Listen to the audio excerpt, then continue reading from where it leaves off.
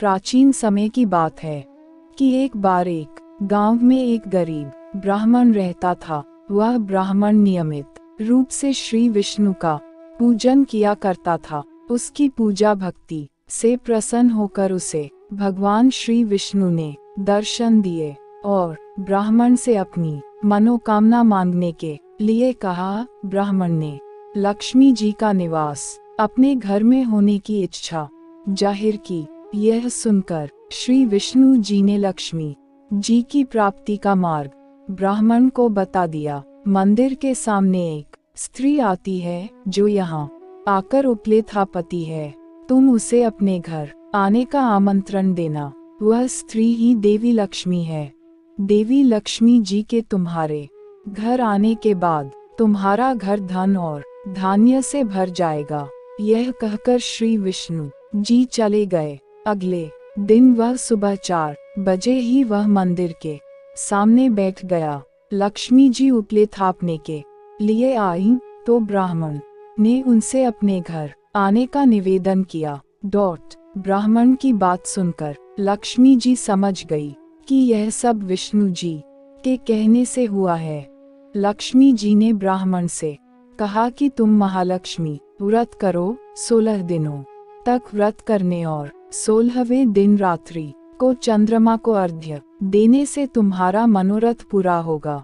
ब्राह्मण ने देवी के कहे अनुसार व्रत और पूजन किया और देवी को उत्तर दिशा की ओर मुंह करके पुकारा। लक्ष्मी जी ने अपना वचन पूरा किया। उस दिन से यह व्रत इस दिन उपरोक्त विधि से पूरी श्रद्धा से किया जाता है। एक बार महालक्ष्मी का त्योहार आया। हस्तिनापुर में गांधारी ने नगर की सभी स्त्रियों को पूजा का निमंत्रण दिया परंतु कुंती से नहीं कहा। गांधारी के 100 पुत्रों ने बहुत सी मिट्टी लाकर एक हाथी बनाया और उसे खूब सजाकर महल में बीचों बीच स्थापित किया। सभी स्त्रियां पूजा के थाल ले लेकर गांधारी के महल में जाने लगी।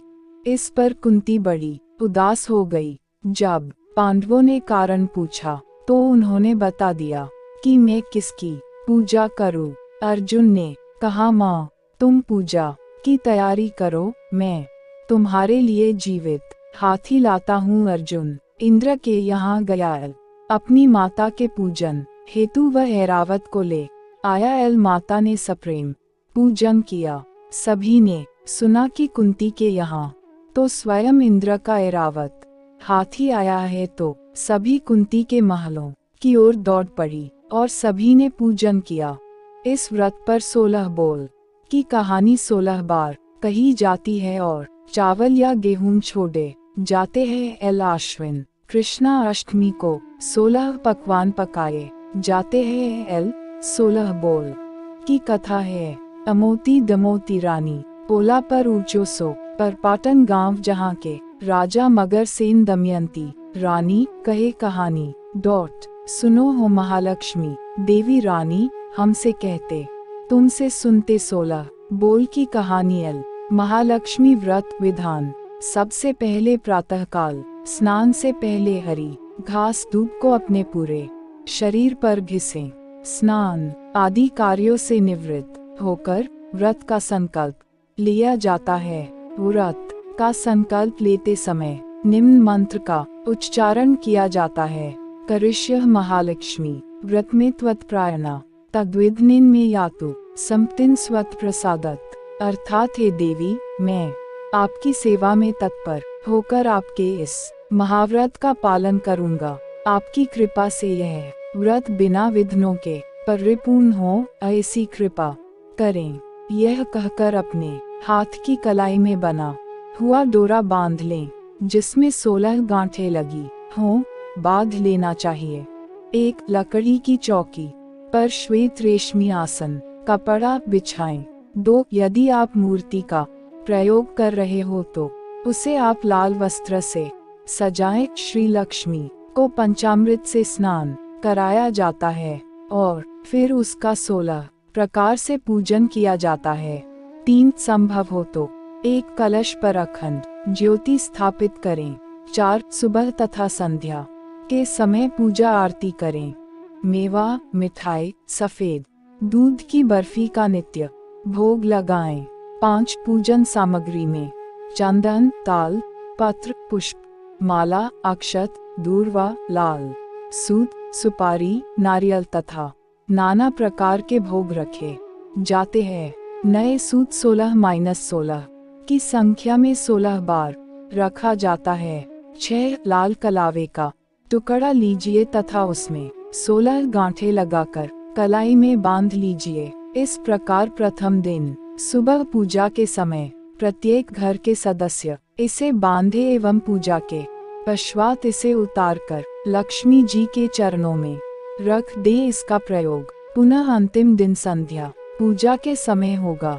इसके बाद व्रत करने वाले उपवासक को ब्राह्मणों को भोजन कराया जाता है और दान दक्षिणा दी जाती है।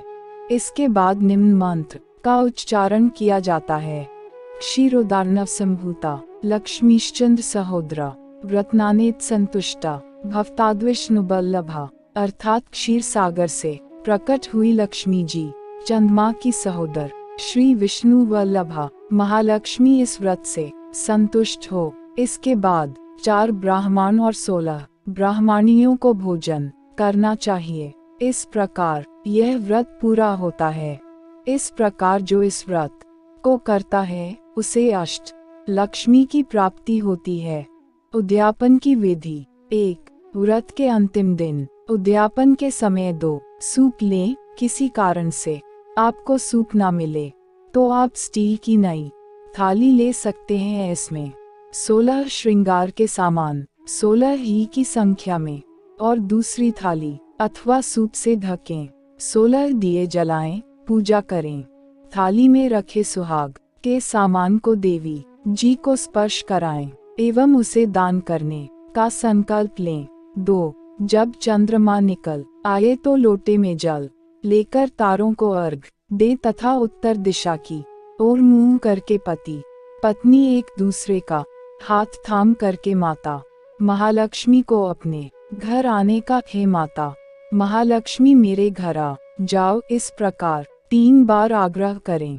3 इसके पश्चात एक सुंदर थाली में माता महालक्ष्मी के लिए बिना लहसुन प्याज का भोजन सजाएं तथा घर के उन सभी सदस्यों को भी थाली लगाएं जो व्रत हैं।